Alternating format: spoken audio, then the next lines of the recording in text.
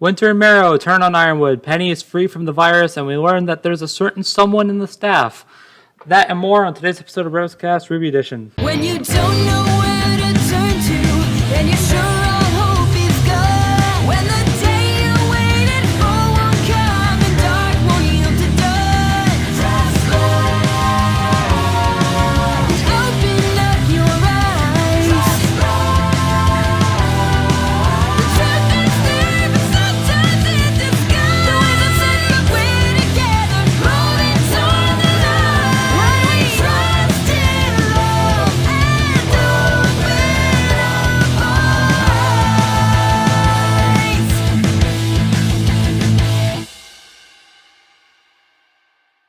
Hey everyone, and welcome to another episode of BrobusCast. I'm your host, Brobuscus. With me today is Aidan.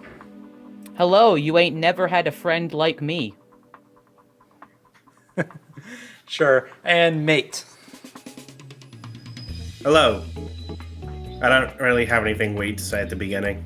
Okay, good to My know. joke will make sense later on. Yes, it will. We are here today to talk about Volume 8, Chapter 12, Creation. I wonder why it's called that. Who knows? Who knows? This episode's going to be interesting, for lack of a better term.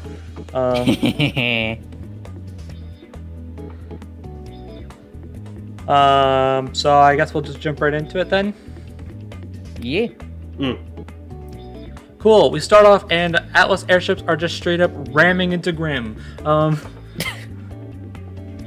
Because that's the best way to take care of a Grim. What's, like, shoot it down? Nah. Cut it down with a sword? No, of course not. Just ram into it with a giant dropship. Why not? I really hope there were robots in there and not people. I know, right? I just realized a very racial joke that can be made with that. I And know. we're done with that. Nope, I was nope. thinking let's it. go. No, we're not Nope. saying it, not on Nope. camera. Nope. Anyways, one of the ships pans over to Atlas, and it turns out that, I'm actually literally just noticing this now. Monstro's body still has not completely vaporized yet. Yeah, I saw that too. Huh. In fact, it looks like it's stopped. I wonder what's up with that. Well, there's a lot of it. It's gonna take a while. I guess, but like, I'm still kind of expected a giant cloud in the sky, I guess. I don't really, like, dust, whatever. I don't know. Whatever the Grim evaporate to. I don't know. Anyways, inside the ship is Team Juniper. That's cool and all, but hey, look, there's Ironwood in the Aesops. And I don't know if you guys picked up on this, but that weapon Ironwood is holding, Yeah. Yeah. the handles are his regular pistols, but he's Yep. got this as like an attachment. So Yep. is this the fabled, the legendary gun? Gun. I didn't even think about that. I thought that was a reference Is it to finally in the show? the gun is canon, ladies and gentlemen. At long last, after all these years?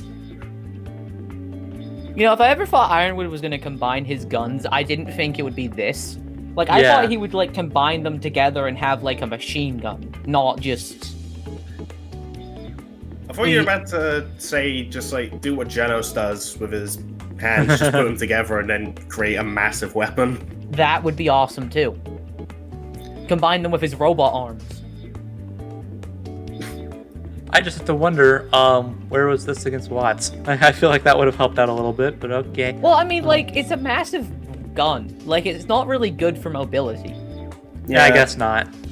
Which is kind of weird that he has this weapon, because, like, his entire fighting style is, like, getting up close and moving fast and Yeah. firing shots off.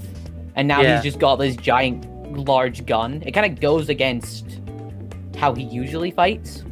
Yeah, which is probably why he barely uses it. He doesn't even use it here. He just has it.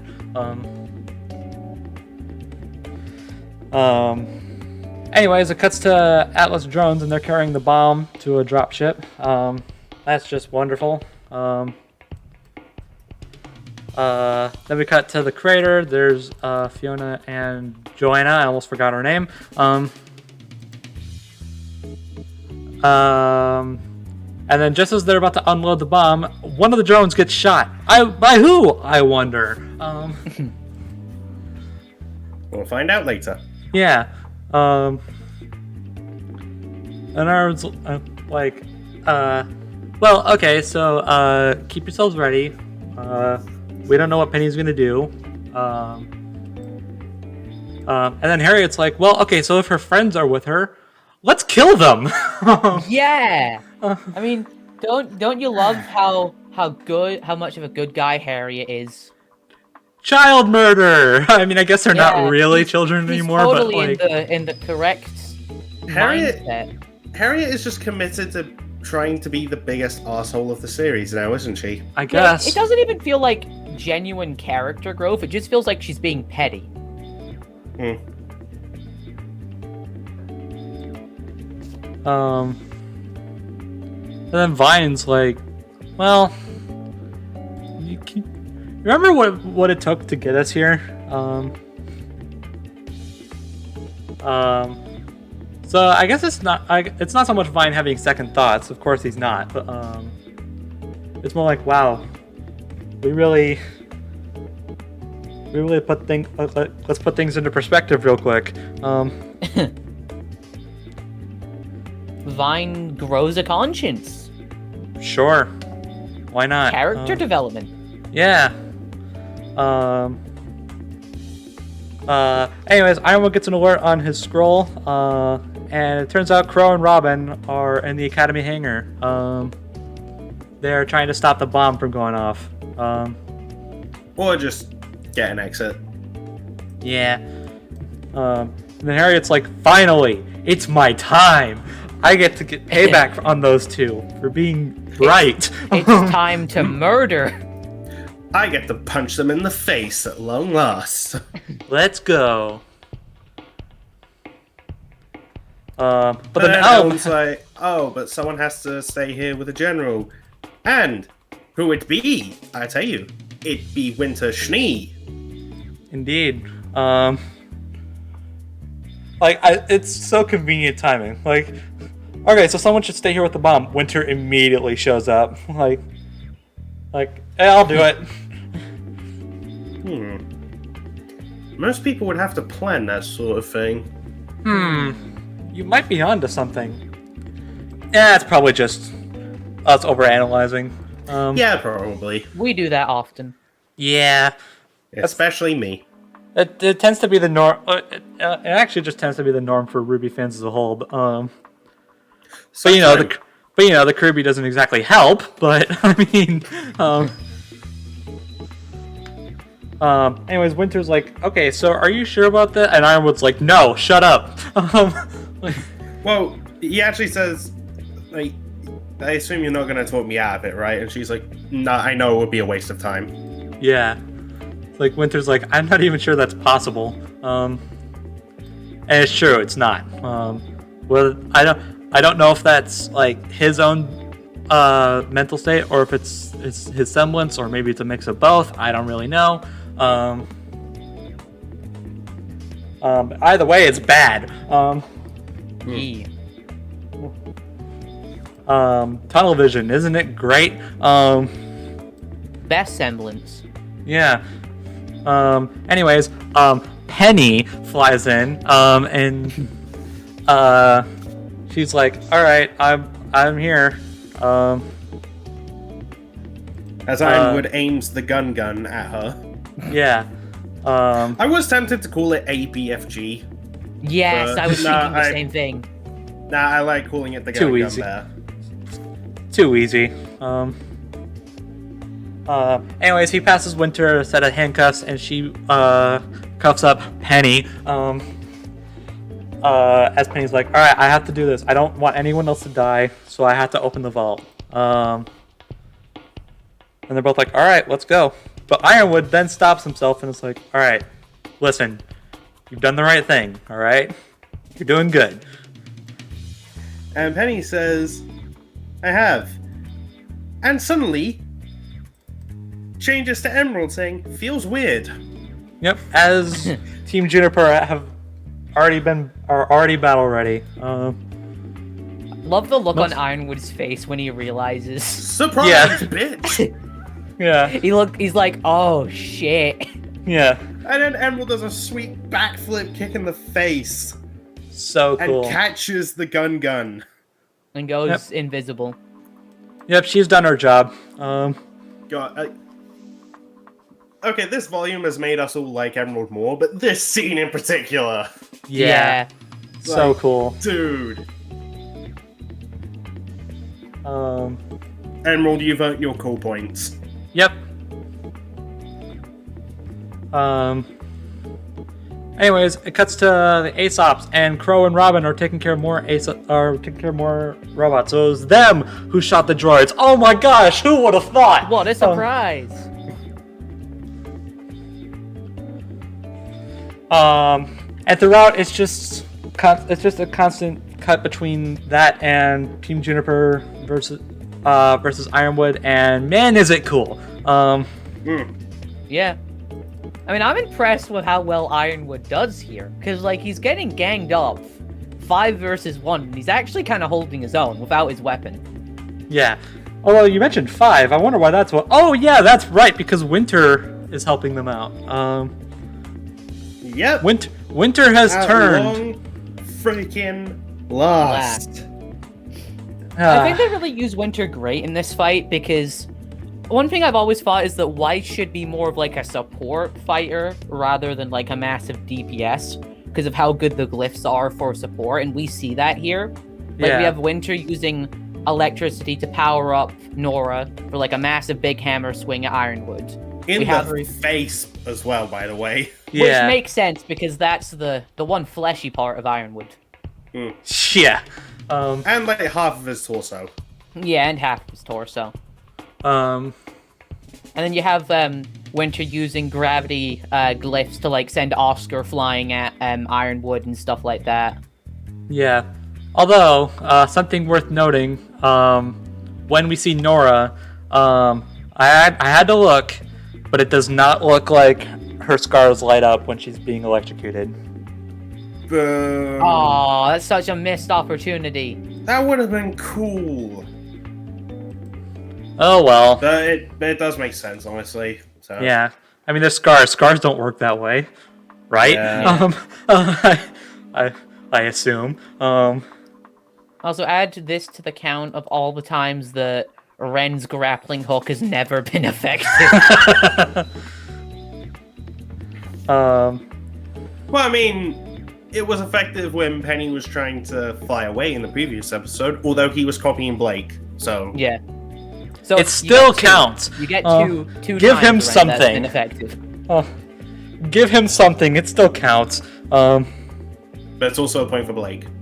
Whatever. Anyways, we cut back to the Aesops, and they get stopped in their tracks. By who, you may ask? Oh, it's by Marrow. What a surprise! I'm just picturing it was I, Marrow. Yeah. So Marrow has turned to, The good guy's side. honestly, not a shock at all, but Nah. What is a but shock, very- though, is that he but- uses his semblance for the first time correctly. yeah, it's hardly a shock, but very appreciated nonetheless. Yeah. Also, remember all those comments that were like, "Oh, Marrow can only use the semblance on one person at a time," and no one seemed to remember at the rally when he used it on multiple people at once in the Yeah, previous like Yeah. on volume. 20 people. Yeah. Now people are discussing the fact he used it on all 3 Aesops. Yep. I think the thing is just like he's very inconsistent when he uses it. Like he only used it at the end when fighting Weiss, but here he just pulls it out like at the very beginning, which I think is very smart. And how you should be using your time stop ability or your freezing ability. Yeah, stop the fight before it even begins. Yeah, but Marrow's whole thing is like bad judgment and, well, dog.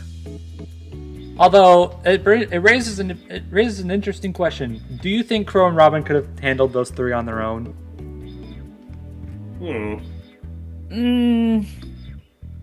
Crow, I think, would be fine. Like I a don't- one-on-one, I want to say yeah. Maybe they could handle a 2-on-2, but I think But 2-on-3. 2-on-3. Yeah, I don't think Robin's that like we don't know enough about Robin in terms of a fight because she's only been in fights where she's had help. And she always don't fights really- she's always been more of a support fighter, it seems. Yeah, so I don't think Robin on her own with Crow would be enough to take down all three. With Marrow's help, probably, which Yeah. we see here. Yeah, but I more mean like if they were to actually get into a fight. Yeah, if they were in like a free Like, I guess versus if- free fight, I think they'd be fine. I guess if Marrow were to fight rather than just use the semblance to stop the fight, then I guess it'd still probably work out the same.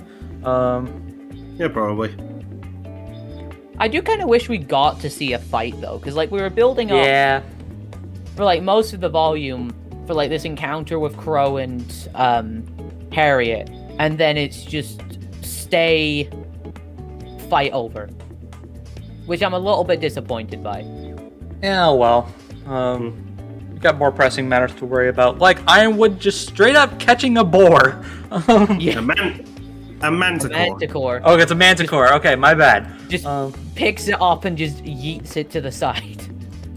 Yep. Well, he's about to until Winter shoots some ice shards at him, and then just straight up launches Oscar to do the 1,000 hit of death.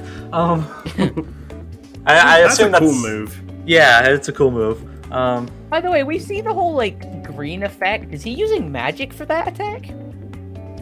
I don't think so.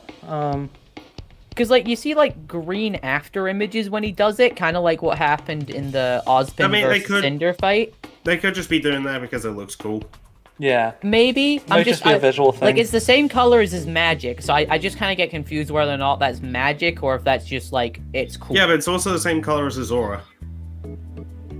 True. Well, anyways,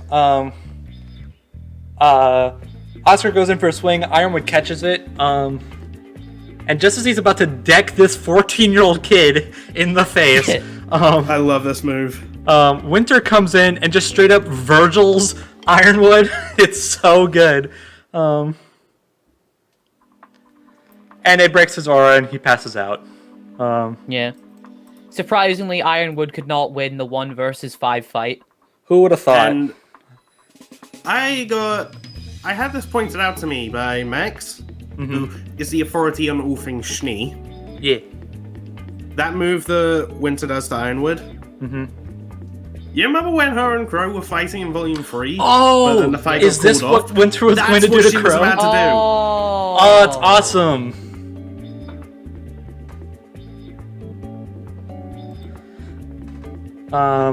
Anyway, speaking of Crow, they're done here.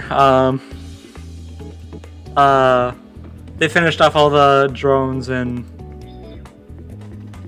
the Aesops are frozen in place. Like they're finished up. So that gets rid of the bomb threat. So that's cool. What did you guys think of that, by the way? I don't know. I thought that was very quick and easy to wrap up that whole threat, and Ironwood's role as the main antagonist for the volume. Like, that fight was I don't only know. 40 seconds. Well, he wasn't gonna win a 1 versus. I'm surprised he does that good. I know. I don't know. Ironwood was like the main villain for this entire volume, and like a major player in Volume 7. I and wouldn't like say a main villain, just because of like Salem being around, like a secondary villain. I know, but Ironwood did more evil things than Salem did. Fair enough. Which is- I don't know. I just feel like this is a bit of an anticlimactic way to end Ironwood's role as like one of the big antagonists of the volume. Just like it's over in the first 5 minutes, and when then you think he's about in it, prison. like when you think about it, not a lot of volumes have like a set main antagonist. Like Volume 6 has like no main antagonist. It's just there's a villain here and then there's a villain here. And then a giant Godzilla Grim shows up. Grimzilla. Yeah, I whatever. know, but like we had like 2 episodes dealing with like finishing Adam's roll off as like one of the biggest villains in the show. And I know Adam was a villain for longer than Ironwood, but Ironwood's been a main character, like not a main character, but a character that's been in the story very long, and just his role is kind of over in like the first 5 minutes of episode 12. Well, I wouldn't say we're done with him. I mean, he's in 'Cause prison. He's not gonna like He shows up later. break Well, yeah, out but they're and- gonna get him out. Yeah, to like walk him through the tunnel and then put him back in prison. Still, what I have to wonder. I don't know. What I have to wonder is how Ironwood's gonna behave now. Because this will really Yeah, show. This will really because Ironwood's aura breaks. And as we've noted before, aura and semblances are like pretty much tied together. So if you don't have an aura, you can't use your semblance. But I have to wonder now, like if this will really show how much of Ironwood's plan was his semblance or just his general mental state. So say he wakes up later, like we see him in the next episode or something, I don't know. And he's like, holy crap, what have I done? Then it'll be like, okay, yeah, so that was his semblance. Cool.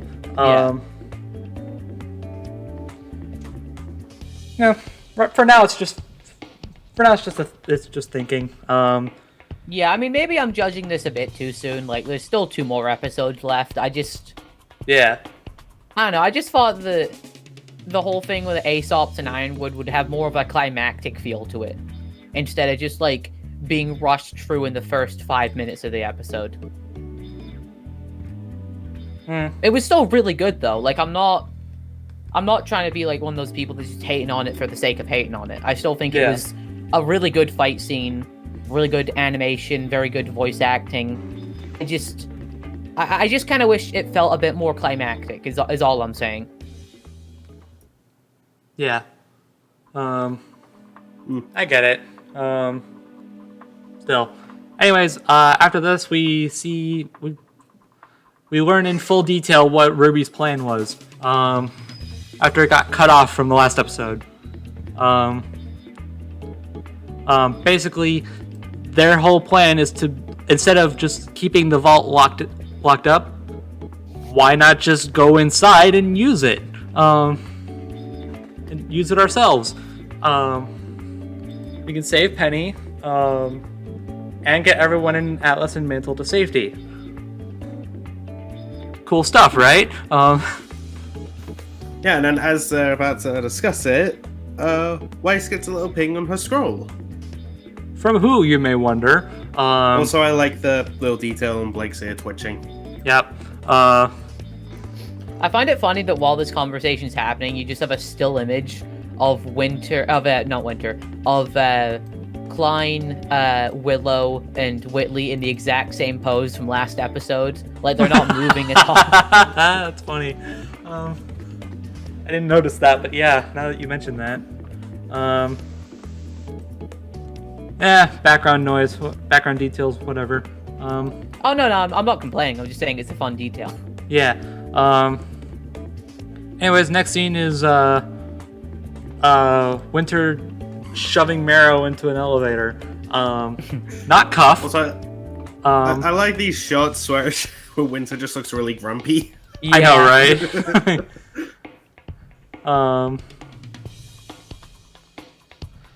This new armor of hers helps out with that. It really does.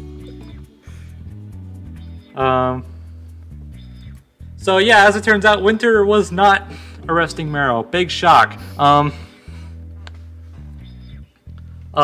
like how Marrow makes such a big deal about him getting hit when he was about to get shot in the back. Yeah.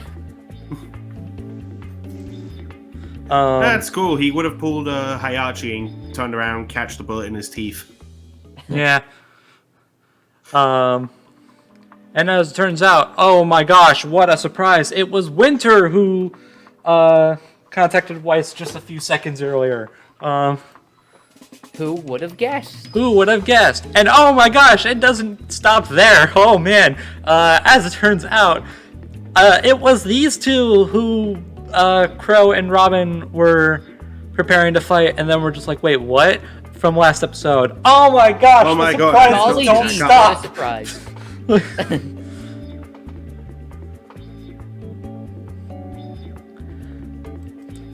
I really wish we saw the interactions these four had, but oh well. I mean, we're getting the plan like explained, and I know. So- Like, it's more of a personal one. Like, it's no big deal. Yeah. Anyways, we have a straight up meeting table now. Like, it's like everyone is in one spot, planning their next move. Is this the heist board? Like, is this the is this the heist room? You know, that's what this scene is missing. There's some. If you guys have watched Achievement Hunter do their own heists in GTA 5? No, but I've seen other No. people do heists in GTA 5. No, but I mean, like, not the heists. They're the ones in the game. They just make up their own. Oh, okay, no, I haven't Like, seen that. they No, go but- through this like super elaborate plan.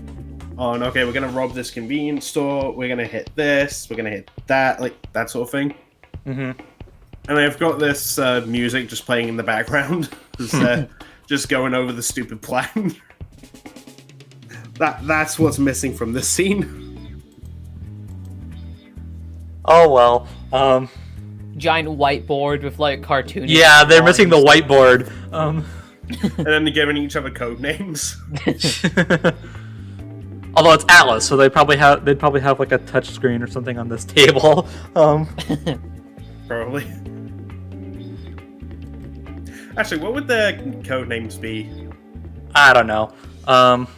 Okay, Yang, you be Beauty. Blake, you be the Beast. Of course. Weiss, Ice Queen, duh. Ruby, I want to say Red Hood, but I'm fighting someone over the copyright of that.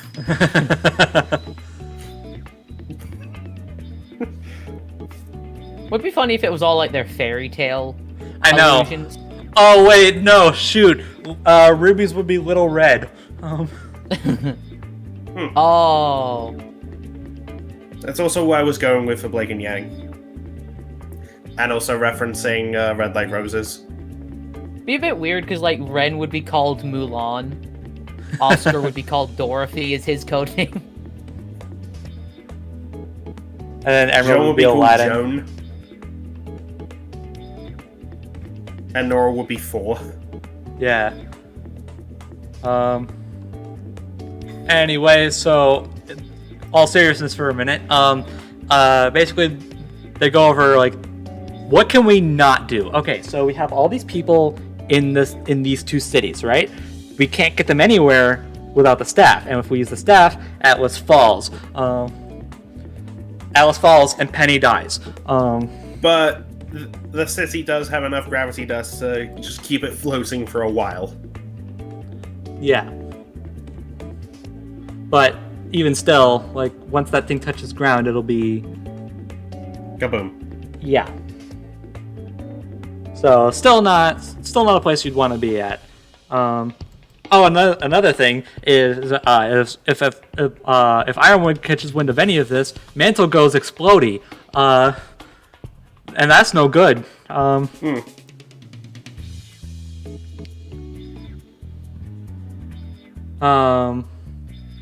So Jean is basically like, okay, so what if we just wave the staff around like a magic wand?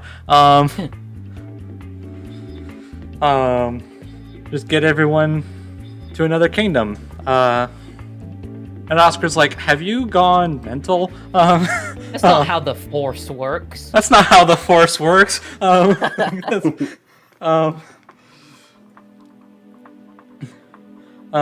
and by the way, there's a dude in there. And Yang's like, wait, huh, what? Yeah, and the description we get is he's a character. Assuming Jin isn't a character, okay. Yeah. I know Just exactly basically- what he means by that. I just saying it's funny that out of every one of these characters, Jin is the one that isn't considered a character. I mean, that's kind of concerning when you think that Jin's the most normal out of the four of them. I know, right? Although Oscar Osborn gives a little bit of detail on the spirit inside the staff. Basically, he'll create whenever you like, but he does need some blueprints and just like knowledge of how the thing works. Yeah. Which balances out the fact that you can just use this relic as much as you want. Right. So you can't just say, "Hey, make me a Death Star," Yeah. and it's just like, "You got blueprints for it? Here, this is just a circle." Yeah. Just like handing like a crayon drawing of the Death Star. Well, you know what? Just give him DVDs of the Star Wars movies. Just be like, "Here, watch this, and you'll get what the Death Star is." Yeah. You just sit I mean, down there's- with him and watch the entire Star Wars trilogy. I mean, there's the other limitation that was mentioned last volume that a lot of people seem to forget. I've noticed that the staff can only create one thing at a time. So say he creates something else after already creating something, that thing he's already created disappears. And oh man, we'll get to that later. Though I'm curious, he didn't actually create Atlas. He just like made an engine that allows it to fly. Is that it? Yeah. Yeah, Yeah. I'm guessing anyway. It's just that later on he says it better be like better than my last project, a floating city. So that kind of implies that he made Atlas, but that can't be the case. Although, before we get to that, Yeah, let's talk about Whitley. He comes in clutch again. Yeah. look at Whitley helping out more. All in the span of one volume. That's impressive. It's like, well, I can. I've got a bunch of records from the Schneidus company. Why don't I get them? And then Oscar's like, well, Osborn rather, is like, well, still gotta take care of Ironwood and his bomb. And it's funny because we already have that. We already have that taken care of. Yeah. Cro- But what do the other characters be doing while all of what we've seen is going on? Well, it's quite simple actually. They take them up to Atlas to get to the vault and open up the door. Yeah, and the entryway is the hole that Oscar made in the last volume. I Very just like how casually he says it as well. Like, oh yeah, I blew a giant hole in Atlas. yeah.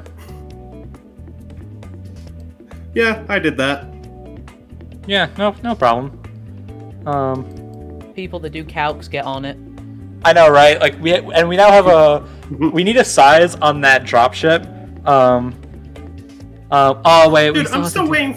waiting for the calc on the explosion that killed Monstro. We still have to.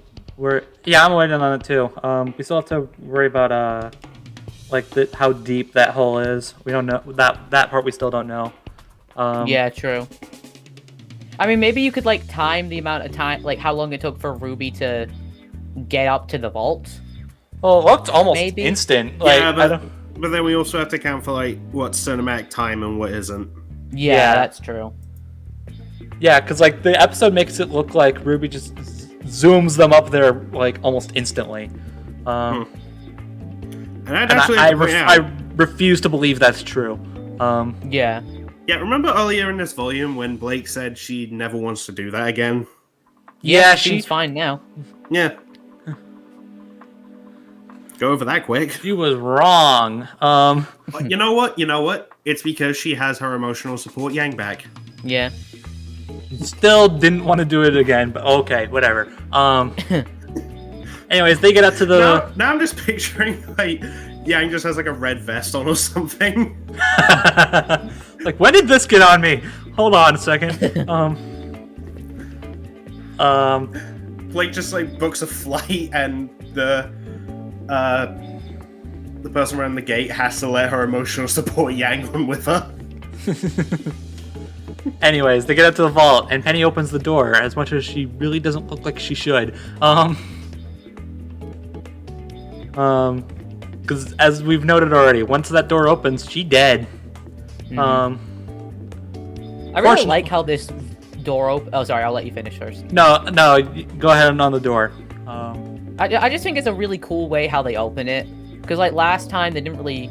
Like, it was kind of just, like, they touched it and it opened. And now it's, like, this cool, like, way the door, like, slides down. It was kind of a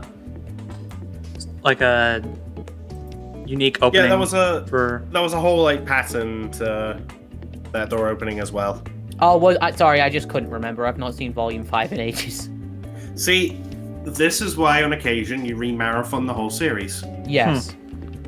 I mean, my reasoning was to get more info on someone, but we don't have to talk about that yet. Although I paused at the right time to notice another animation error. Yeah. When Ruby is like when Ruby grabs her team and zooms into the dimension where the staff is, Penny has just straight up disappeared. And we see later she accidentally grabs Penny and puts her back. Yeah, like we see later, she didn't actually pick her up. Yeah, because she's still outside the room. Because you see her like in the background as Ruby's going along. Oh yeah, I've just noticed that. So, oops. And then yeah, next shot we see Penny is back there, just about to die. Luckily, and Ruby just straight up lands in a superhero pose. Superhero landing, and then she grabs the staff, and time freezes again, because that's just how things go at this point. I really like the design of this vault as well. Yeah, it's a lot prettier compared to the Spring Maiden dimension, which is just desert. Which death battle do you think we'll see this one in?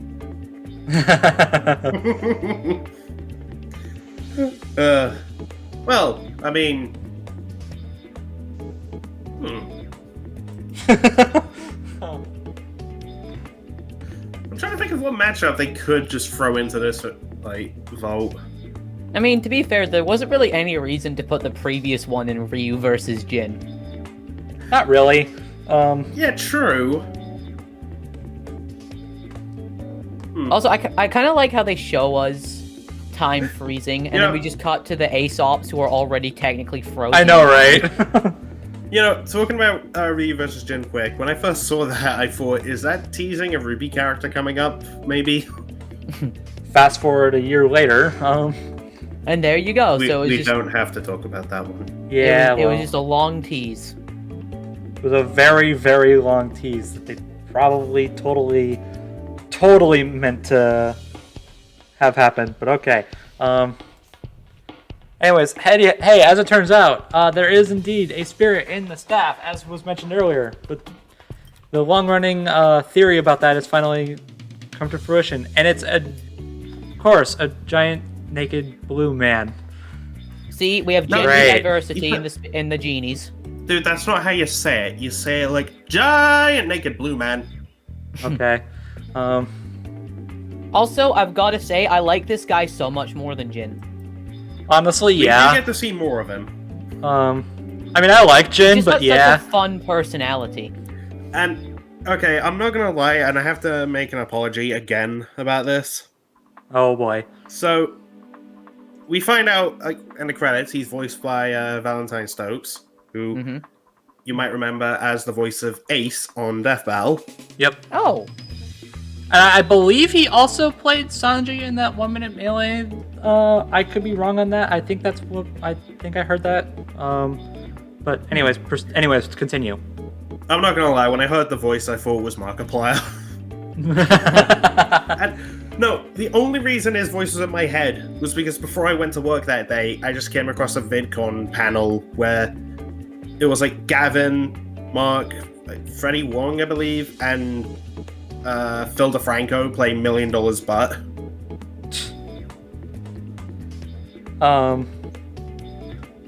I actually saw a Twitter that like a tweet that said that someone thought that it was Troy Baker.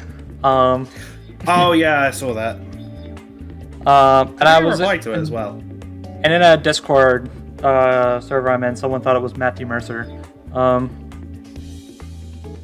So hey, I mean that's cool. It's not them, but I mean it would have been cool if it was. But I mean, good on what was his name again? Vincent. Valentine Stokes. No, why did I think Vincent? Vincent Good on Valentine. Valentine then, because like people like if you get compared in like voice to like Matthew Mercer and people like that, that's when you know you're a good voice actor. Yeah, I mean, can you imagine Troy Baker and RWBY? I mean, RT do have connections to him. That's true, Yeah, they do. not impossible. Yeah, his one of his shows is like is under Rooster Teeth now, I believe. Alongside Nolan North. Yeah. So that's pretty cool. It could happen. Good. I remember. Oh, watch him and Nolan voice a duo.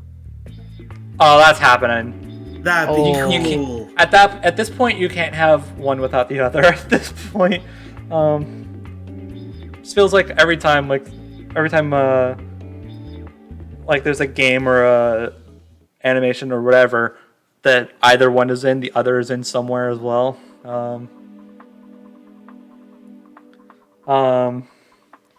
Yeah. So yeah. I remember. I was gonna say. I remember when we were still like speculating on who the new voice for Crow would be. I remember someone mentioning one of those two.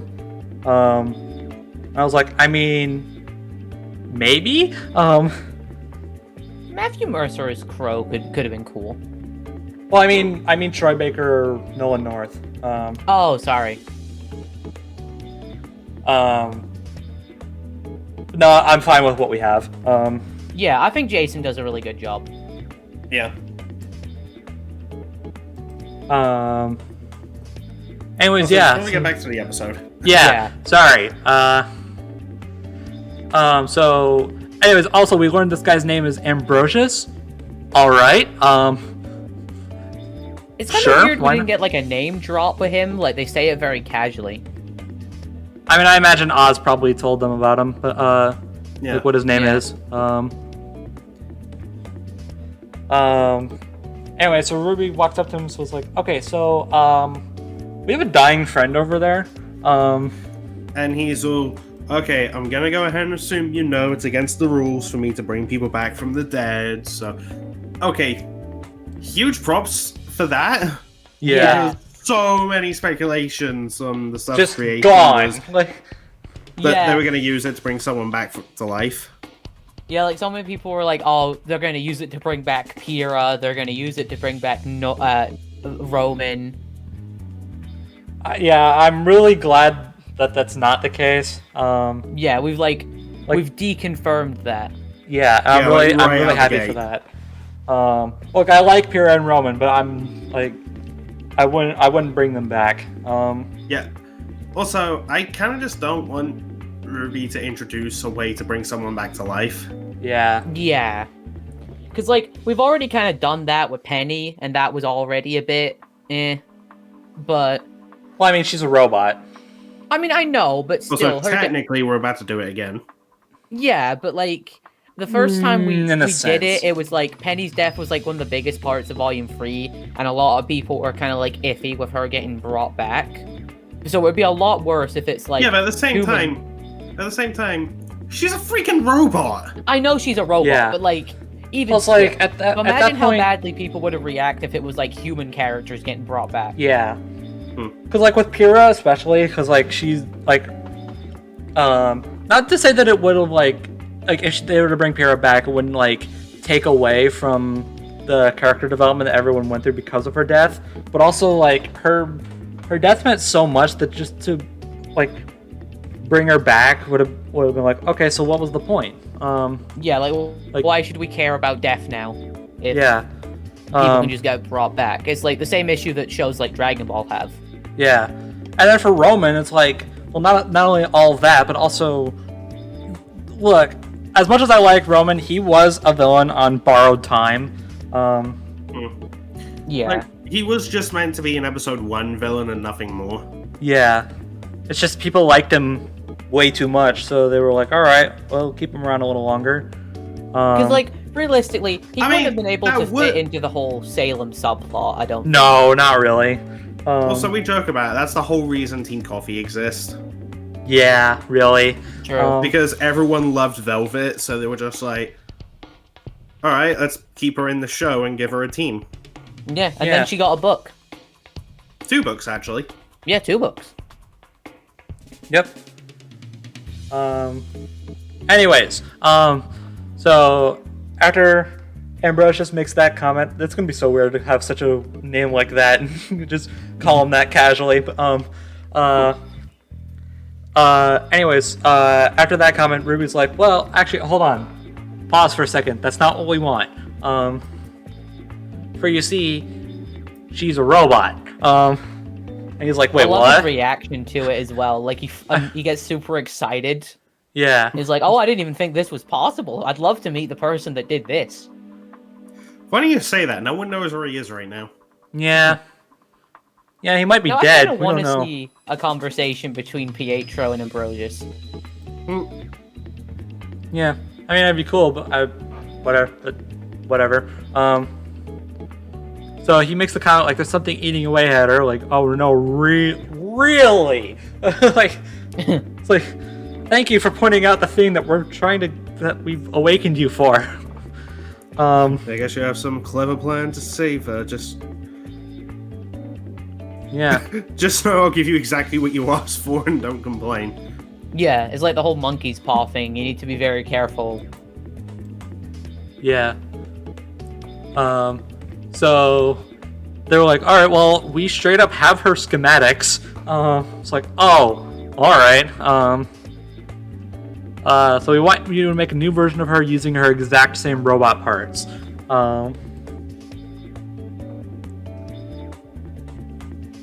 It's like, you sure about that? And he's like, okay, hold on.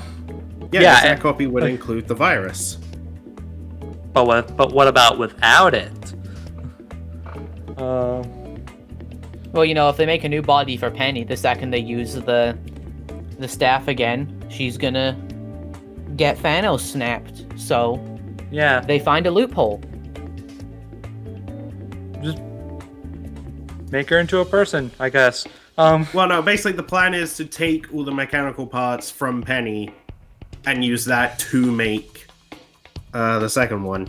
Yeah. Yeah. And then because he can't destroy something and leaving Penny's soul outside of her body is technically destroying it, he's forced to make her have a new body. So he's not destroying it. But that's not part of what they asked. So that new body doesn't go away when they use the staff again. Yeah. Loophole, bitch! Ha! Which is actually really clever. Dude, Like, I yeah. love how clever these girls are. Yeah, because, like, I actually heard that, and I was like, wait, isn't Penny just going to disappear? And then I paused it for a second, and I was like, oh, wait, but no, because, like, he can't destroy anything.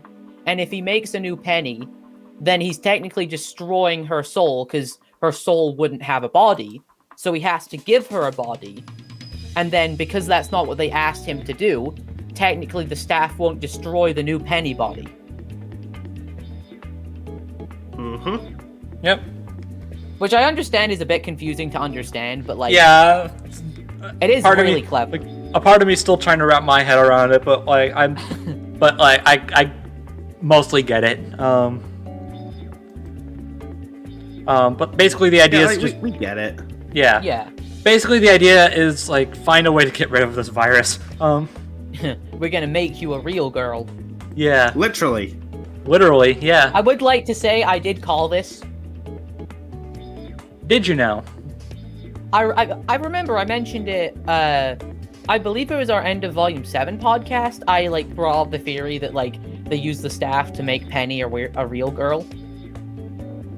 Oh, I think I remember this. It's been a while since I've seen it, but Yeah, Yeah, it's same. been a long But- time. I vaguely remember that. All right, fair enough.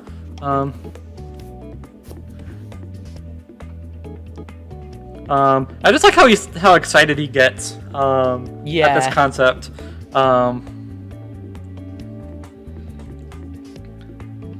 He's just waving his hands around like that's like it's.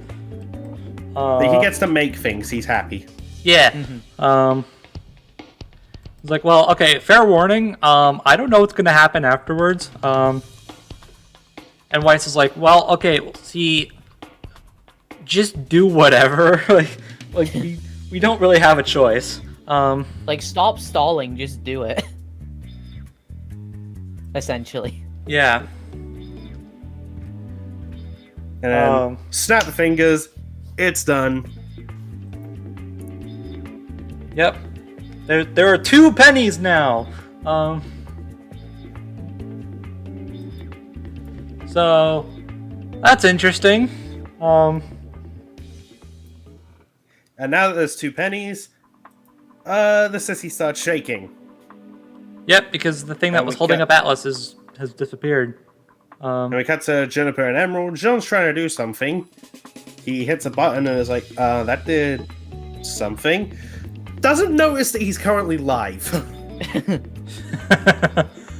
Yeah. Yeah, he's the just pushing awkwardness. buttons. You're live. Everyone can see you.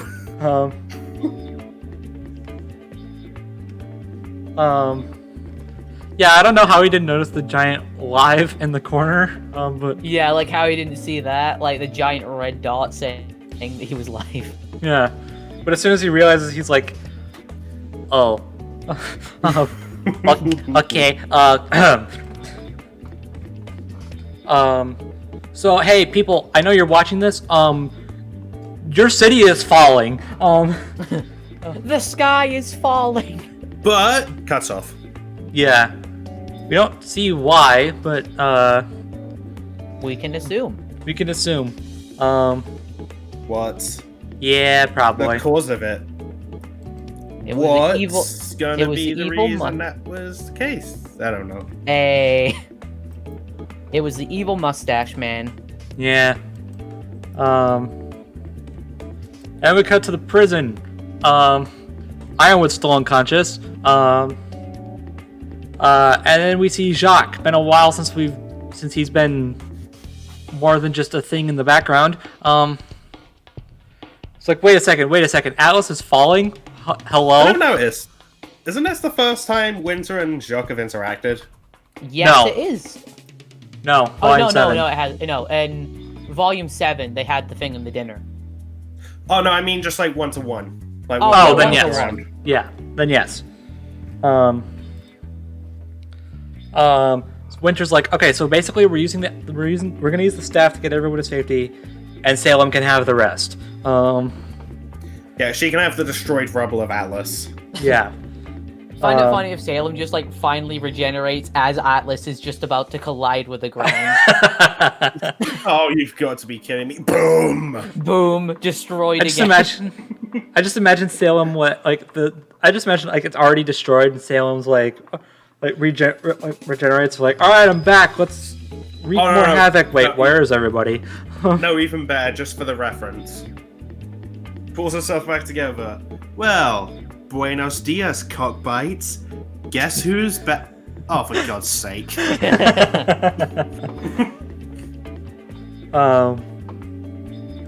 Oh my god, if they do that, I will laugh my ass off.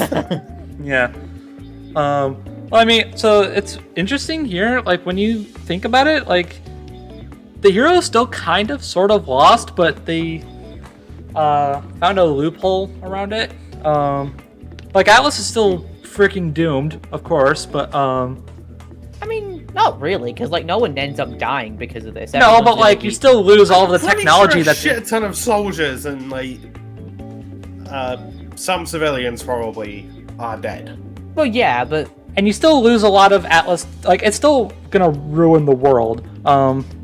Like Alice was the big center point for like the military, all its technology, its dust.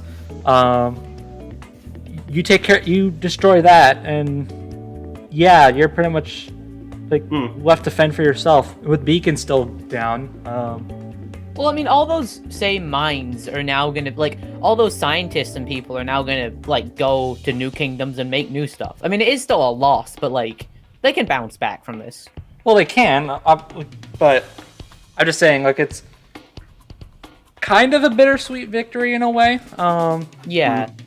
Like, they still save everybody, but Atlas still falls. Anyways, so this part's interesting. So Jacques' like, so wait, you're not gonna leave me here, right? Please tell me you're not gonna leave me here. And which was like, relax. We're gonna take you with us when we're done. Yeah, because, like, look, when's this one just gonna let her dad die? Yeah, like, okay, look, love him or hate him. Chances are you hate him, but Jacques is, at the end of the day, still a person, an absolutely horrible person that subjected his family to lifetimes of abuse. Yes, but still a person. They wouldn't just willingly let someone die like that. And despite having the nickname Ice Queen, neither Winter or Weiss are that cold. Yeah. Yeah. Also, it's probably not going to be satisfying for them if they just, like, leave him to die by, like, falling Atlas. Like, it'd probably be more satisfying for them for, like, justice to be done and him to, you know, be punished for his crimes. Yeah. But anyways, as it turns out, this was not Winter's idea. Big shock, it was Weiss. Weiss was the one who was like, okay, so eventually we have to save my dad. I was like, I'm just like, okay, I mean, good on you, Weiss. Like, I'm so glad that it's them. I'm so glad that it's them making these decisions and not me, because I would have just straight up left them.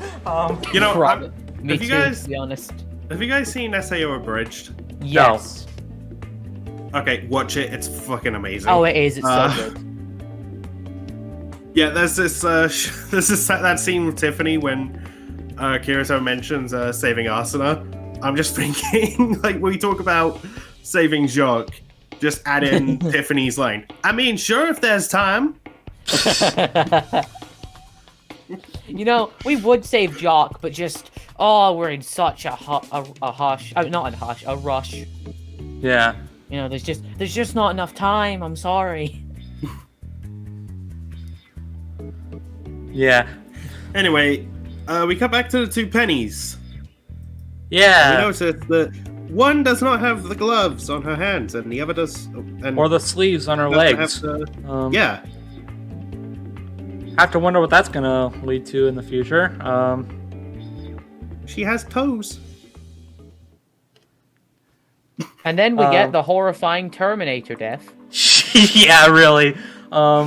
Yeah, this was really freaking unsettling. Yeah. Because, like, Penny's although- watching what would have happened to her. Yeah, although it is really sweet, Penny actually sees her hand. And Yeah. is, like, starting to realize she's a person. And then, yeah, watches essentially another her die. Yeah, like, she's watching herself die, basically. Yeah.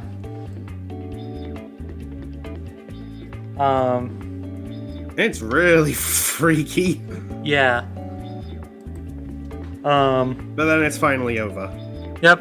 And then hugs. We get hugs. I love Penny's line so much. She's just like, do hugs always make you feel this woman side? Well, yeah. And she's like, wow, more! And she's just hugging everybody. She just straight up picks up Yang. And then Blake picks up Penny and hugs her back while doing it. Yep. And then we get the genie man again. And he's like, "Oh wait, like I'm free. I can do whatever." Oh, it's you guys again.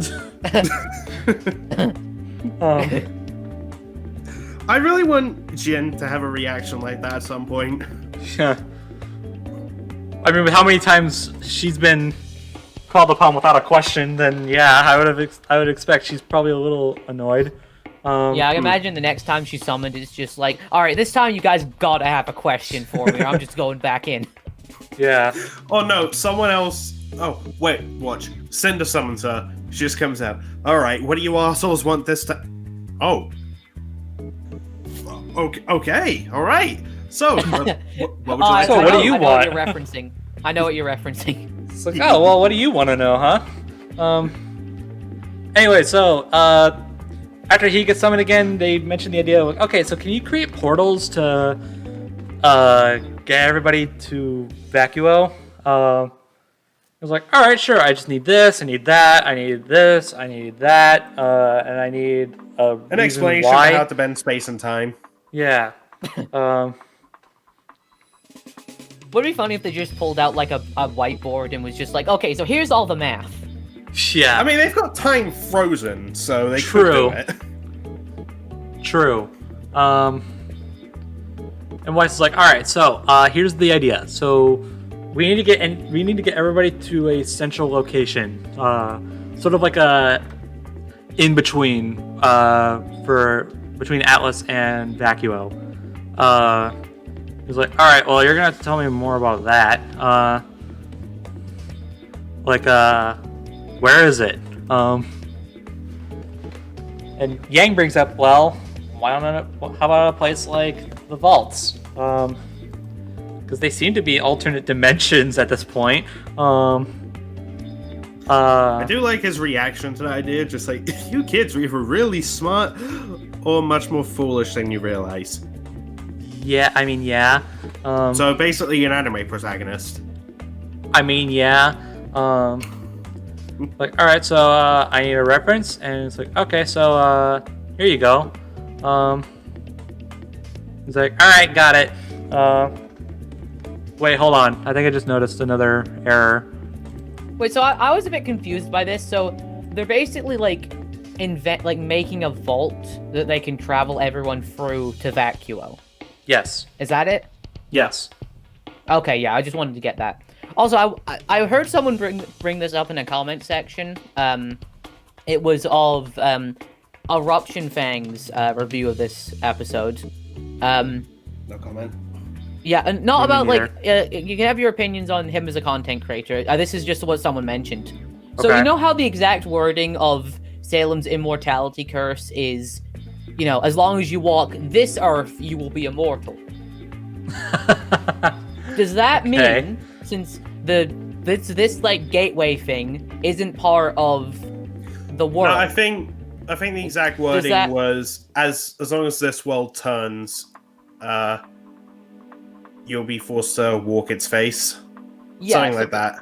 Yeah, but this vault thing or this dimension isn't technically part of the world. So does that mean that if you brought Salem into here, you could potentially kill her? I No, don't think so, because the whole idea the- is as long as Remnant is still turning. Yeah, Yeah. this place isn't technically in Remnant though. It's like Yeah, But that's Remnant would still exist. yeah. Like Remnant's still turning, so it still counts. oh well. It was just a fun thing to think about. Anyways, I noticed another error. The penny the dead penny body has disappeared. I mean, it's gonna disappear in a second anyway. Well, yeah, but I mean, like, Yeah. it disappears before it should. Yeah, I noticed that as well, but at the same Mhm. time, I'm just like, eh. It's a minor detail.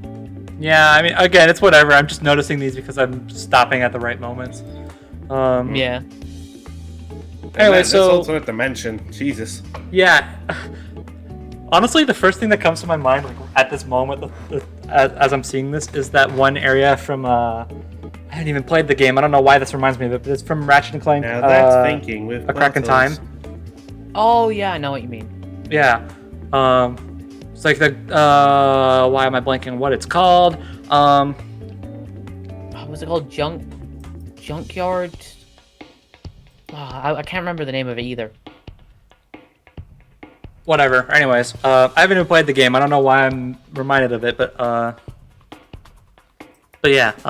Anyways, a bunch of portals open in the crater, and we get this guy, and this guy is not important, but in the background, Oh, you noticed that too? I noticed that Cordovan. Literally the first thing I noticed is there's a Cordovan billboard in the back, the giant mech that Team RWBY destroyed. Does she look younger in that picture? Yes. Yeah. And yet she's still a midget. I assume.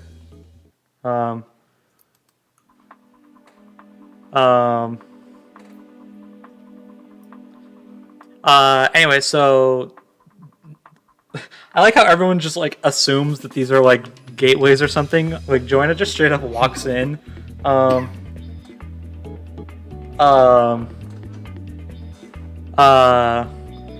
And she's like, "Oh, okay, so this is what's going on now. I see. All right, cool. Let's get everyone through here." He's like, "All right, so I'm done. I got what you need." I like this line. Like, yeah, go ahead. You were surprising. You were pretty thorough, disappointingly so. So I'm like, what? Did you expect them to? Did you want them to not be so thorough? I mean, I guess that's part of the fun of being a genie, kind True. of like... True. Though I have a lot of questions about this, like, these portals, right? Because, Okay. like, how'd you know where to go? Well, they like, gave them there's they gave them locations. Yeah, they gave him the. Yeah. Well, it's just part like, of the- there looks like there's so many, like, different paths and everything. Like the one that Joanna walks into. Yeah. Well, they all go to like a central point in that dimension. That's where Vacuo is. Oh, I'm seeing that now. So like all the trails lead to one spot, and then there's a door there, and it goes to Vacuo. Just imagine, like, the one, like, a kid in Vacuo sees the open up in front of them. I know, right? Oh, what's this do? Runs into it. But anyways, because he created this sort of gateway, the Robo Penny isn't feeling so good. yeah. What was I supposed to do? Not reference it? I mean, Yeah. But before they leave, he leaves them with one dire warning, and this is some next level foreshadowing that I do not appreciate. Nor do I, and also just with what the entire fan base is going with this. Yeah, Isekai arc. basically, he leaves them with 3 words of warning. Do not fall. No, I'm the Winter Maiden. So, okay, thanks for that, I suppose. Could you By the way, imagine they summon him again and, like, could you remake the entire portal system, but this time with railings? You know, I saw a fan comic about that by AG, where after he says, do not fall, he's just like, now enjoy walking on all these super narrow pathways that don't have any kind of fence or safety rail. Yeah. Like, Good going there, dick. bud.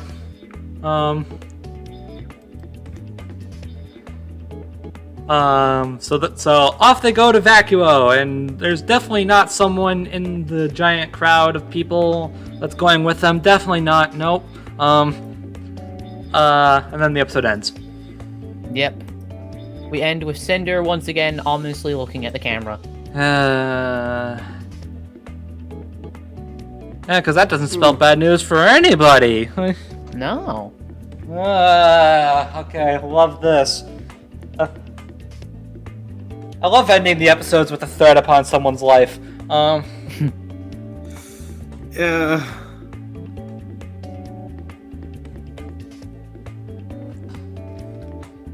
Although on the flip side, you could look at it this way: this is in episode 12 of a volume, and the only person to get anywhere close to seriously injured is Ironwood. True. So, Well, also, I'd like to point a little something out. Yeah? what is that? So, episode 12 of volume 6, Adam dies. Indeed, Episode 12 of volume 7, Clover dies. indeed. However, we don't get a death in this episode. We get a birth. Because Penny is reborn as a real girl. Yeah. Unless you count the robot body as technically death, even though it doesn't have a soul in it. I'm trying to go with something beautiful and you're ruining it. Sorry. How dare you? So, okay, so that's actually the only thing that's still on my mind as to, like, the creation aspect of Penny's new body. So did he just, like, because when he creates the like, it was led to believe that, that he created Penny's new body, I assumed. No, he made the robot body. Yeah, he made the robot body with the virus still inside. Yeah. And then because he did that, there was a soul that didn't have a body. And if he let that happen, that would be technically killing Penny. So he was forced to make a new body to put the soul in. But because that wasn't part of their request, then the new Penny didn't disappear. So it's like a way to get around it. A very clever way to get around it. Yeah. Got it. Cool. By the way, I saw this comment on Twitter and I agree with it. Can we have March 13th as Penny's canon birthday? Oh, Sure. That'd be so sweet. Sure, I'm down. Does she have a canon birthday already? Nope. No, she doesn't. I think Kind of the hard. only ones Kind of that hard do for that are- to. Kind of hard to have that because she's a robot, but I mean, Yeah, the only characters that have birthdays right now are Team RWBY and I think Team Coffee. wait, really? Yeah, EC Myers like mentioned, oh, here's like dates that I would consider Team Coffee's birthdays. Oh, yeah. Fun fact, Velvet's is Valentine's Day. Of course it is. Oh, Does that mean that Penny has like two birthdays technically? The one where she was like first made as a robot, the one where she first became a real girl? What about the second time she was remade as a robot? I mean, that was still Penny. Like, it was still the robot. Like, they got her core back and rebuilt her body. It's not really a new Penny, so to speak. It kind of is. Would be funny, yeah, to get Penny like 3 different birthday presents. I know, right? Man, like, could you imagine when she next sees Pietro? It's like, oh, Dad, watch this! Like, just spits to show that she's a real girl now or something. Yeah. Actually, that's still. This episode still Assuming leaves that. Pietro's still alive, but Yeah, we just don't know. this episode still leaves that question unanswered. Where are Maria Actually, and yeah. Pietro? Also, I don't think a portal got opened up to Amity Arena. No. Yeah. So, No, I don't think so. like, how are they getting to Vacuo if at all? Also, this now means that Penny can't be brought back again if she dies. Oh, it's true. Yeah, if she dies, then That's yeah, it's just dead. it. Also, if you think about it, she kind of got nerfed. In a sense, yeah. I mean, I imagine she's got as the maiden powers. She doesn't have the swords or the lasers anymore. Yeah, which means, like, yeah, if she fights anybody, I won't be able to make more lightspeed reaction arguments. I mean, I imagine she it- still has the swords. She still. But- she obviously still but has the we've still maiden got- powers. But we've Well, still no, but got she- when Pura dodged them, so we can scale Team RWBY to that. Yeah. Though, Um, I don't think she can control them, though, because she controlled them through her robot system, I think. That's how it works. well, maybe she'll learn to be a sword fighter now. Yeah. Like a proper sword Maybe fighter. maybe Also- Ruby still has one of those swords, and she just gives the one that she kept to Penny and is like, here. Also, I don't know if you guys thought about this, because I saw this tweet. Penny is a real girl now. Does this mean she could have a semblance? Oh. Yes. I'm kind of surprised she didn't have one earlier, but yes. I mean, I think all the robot powers and the maiden powers and a semblance would be a bit too overpowered. Well, Yeah, a luckily little she bit. doesn't have her robot powers anymore. She still has the maiden Yeah, so now powers, she can but get a semblance. Yeah, give her a semblance. I mean, she still has the maiden powers. Obviously, they're tied to Oh, aura, but they're Oh, tied to she can lie they're tied now. to the soul. Yeah. Wait, what? She can lie without hiccuping now. That's true. I wonder what Penny's new semblance would be. Well, hopefully she lives long enough to find out. Yeah, I'm kind of concerned with how Cinder is Okay, walking into like- that. Okay, if they do kill Penny, I'll be a little mad because like you could do a bunch of stuff with her as like a human. Yeah. Don't Yeah. just do that and then immediately kill her. Yeah. I mean, I if think finally- it kind of makes a bit of sense because, you know, Penny, like, the main cast is already pretty big. And adding Penny True. onto that as, like, a permanent member. Also, if we're going to Vacuo, then we're adding 2 more Huntsman teams. Yeah. True. That being Teams Um, Coffee and Sun. So yeah, that actually leads to the big point of discussion for this episode. Now that it's over, so combine Ambrosius's warning with Cinder about to join the group. What's gonna happen? Alright, so, Um, do you remember the tale about the girl that fell through the world? Yes. Right. I think that's all just set up because they're gonna fall in and they're gonna end up in, like, another world or something. Like, I know it sounds far-fetched, but, like, we're building up to something with all this. Like, the girl that fell through the world, now we have the void, and the warnings that you shouldn't fall into it. I mean, I always thought the whole thing with like the girl who fell through the world was just a nod to Oscar falling through Atlas. Because that's why he brings it up. Maybe? I don't know. This might be leading up to, like, something like that.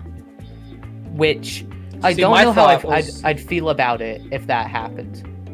See, my thought was just like it was more simple, but also more worrying.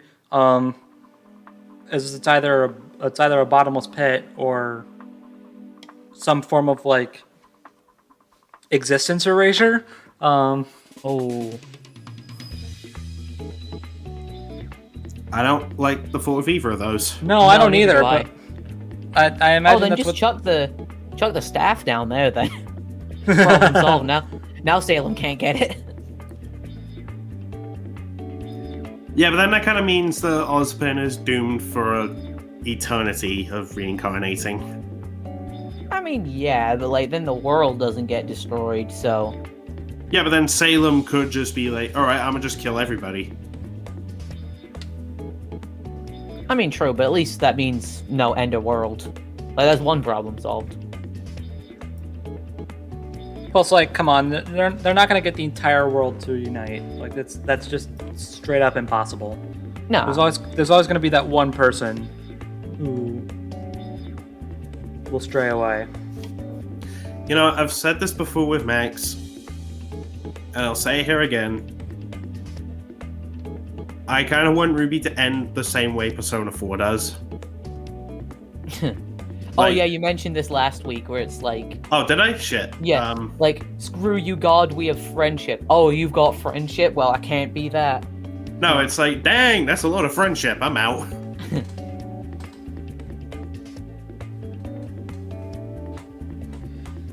It would be fun if it ended like that, but I feel like Ruby's gonna go for more of a grounded approach. Yeah. Well, I mean, as grounded as Ruby can get, at least. Yeah, a series where we have animal people, magic, everyone having their own superpower, using their aura as a shield.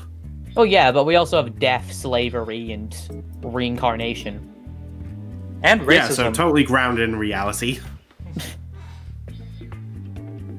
Okay, that's not the... I understand my point seems a bit weird now, but you get what I mean. I get what you mean. But anyways, yeah. So chances are someone is gonna fall off that thing, and it's gonna lead to death. And the fact that we still have yet to hear Blake do all the screaming, Oh. Plus, we have that scene in the opening where they all fall into darkness.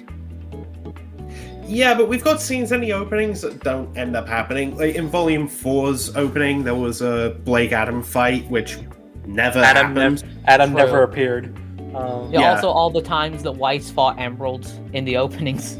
That's never happened. Yeah.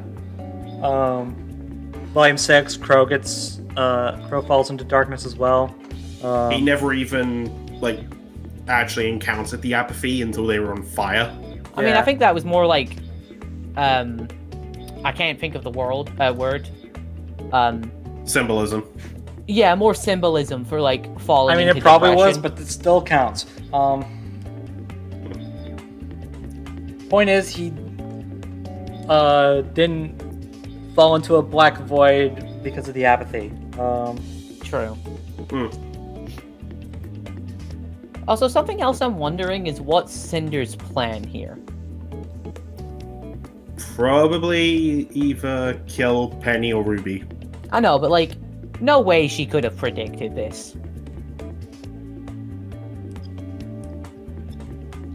I don't know. Because like she's like in the exact place where when the portals open up, and she looks smug. You know what? You know So what? it's like how Last did she ep- predict that? Here's the thing. Last episode, we end on, okay, here's what we're planning. And then we find out in this episode, okay, that's what they planned. This is what they're doing. Here's how it went. Okay. So maybe next episode, we'll see a flashback of Cinder's plan for whatever she's doing. Oh, that's true. Yeah. Maybe. Well, either way, we have 2 episodes left, and I'm left wondering what the heck is happening. Yeah, I'm on the edge of my seat. So am I for multiple reasons. Yeah, and I don't like it. I love it, but I don't like it. It's like, It's not knowing about why Blake screams is killing me.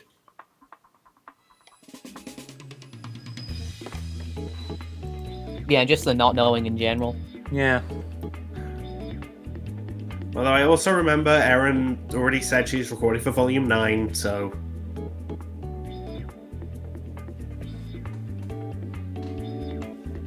There's also the fact that Blake could be screaming about something happening to someone else.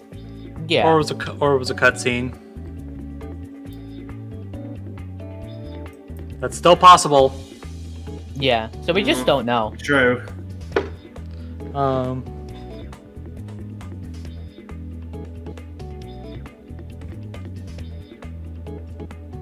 Also, I would just like to point out, like, all of Team RWBY, they do have ways to get themselves back up, even if they do fall. Like, Blake has Gamble's Shroud, Yang could just, punch and use the kinetic energy to boost herself up, Weiss has the glyphs, It really and depends Ruby's on when. semblance essentially allows her to fly. It really depends on when Blake can toss Gamble Shroud. Because that's the most limited out of them all. Yeah. I mean, I assume though she could just like hook one of Weiss's summons or something. Probably. Because like we know Weiss has a Nevermore, so just scoop everyone up with that.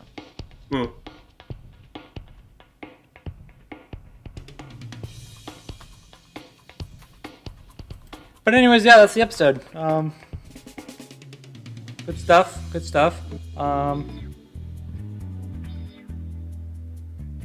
Once again, outside of the beginning, it wasn't really much of an action-packed episode. More of a progress the plot style episode. But I mean, the action we did. But I mean, the action we did get was cool. action. Yeah, plus the last 2 episodes of the volume are always more like action focused. Anyways. Yeah. True. But I mean, the action we did get was cool. So, whatever.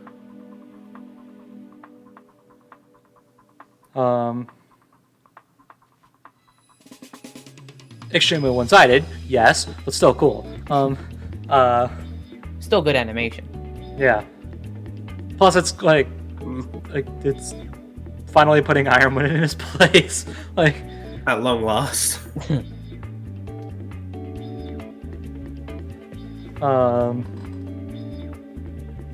So, yeah, good stuff. Like, it's very weird how, like, we went from the heroes are screwed to, maybe they could pull this, maybe they could pick this up. So now just a sense of dread.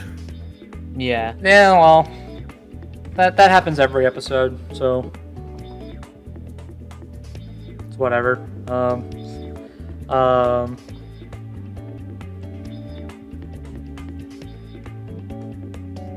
So yeah, we'll just need to see what happens next time. Yep. Also, here's some speculation. If we end up in Vacuo in Volume 9, are we gonna get new looks for Team RWBY? Ooh. Probably. Like, outfits more suited for, like, Potter environments? And could this lead to the long requested beach episode? I mean, it's an anime. Where's the beach episode? Yeah. You want it too, don't lie. All we need now is just a beach episode and a recap episode. You know, I was thinking to myself at work, could you imagine if it turns out Sun made a play where it's just like, oh, here's how I think all of Team RWBY's adventures went?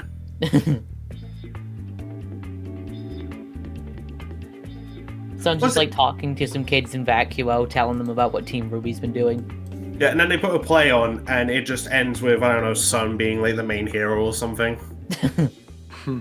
It's not even an actor playing Sun, it's just Sun on stage. Like, he says he beats Salem and saves everyone, all in the name of Vacuo, and everyone cheers while Team RWBY is just like, Really? what the fuck did I just watch? And I killed Salem with my gunchucks and I saved the world. They just walk away. That wasn't a good play. Oh, Yeah, but the effects were decent. oh, I'd love if RWBY did like an Ember Island. Island That's exactly Players. what I was Yeah. referencing. Yeah, I knew that's what you were referencing, but that'd be great if they did something like that.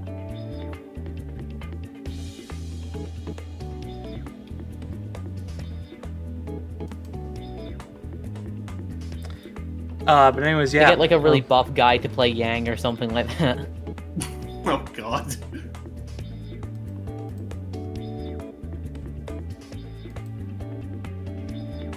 So yeah, that's that. I don't know where to go from here. I mean, it sounds like we're done. Yeah. Yeah, I think so. Also, it should be midnight for me and Aidan. Yeah, it's way past midnight for me and Aidan. Yeah, and I need to be up at 6, so Oof. Okay, I'm good. With that said, thanks for watching. We'll see you guys next time. Bye. Bye. Bye.